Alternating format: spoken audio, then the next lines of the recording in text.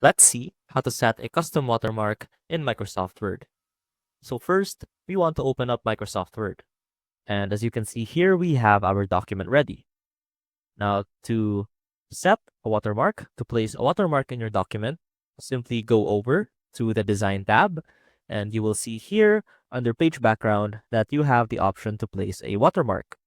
So let's click on this icon, and that should open up a drop-down list, and you will have these different choices of watermarks.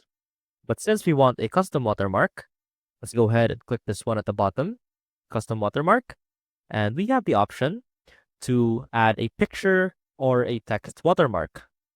So for example, we want to add a picture. Now let's go ahead and search for our picture. And let's set the scale to 500%, click apply. And as you can see, we now have a watermarked document. We can also do this with text. Let's go ahead and repeat that process all over again. And let's type in our text.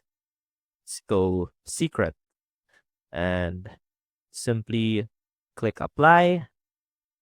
And that should also show up in your document. And that is how you place a custom watermark in Microsoft Word. See you soon.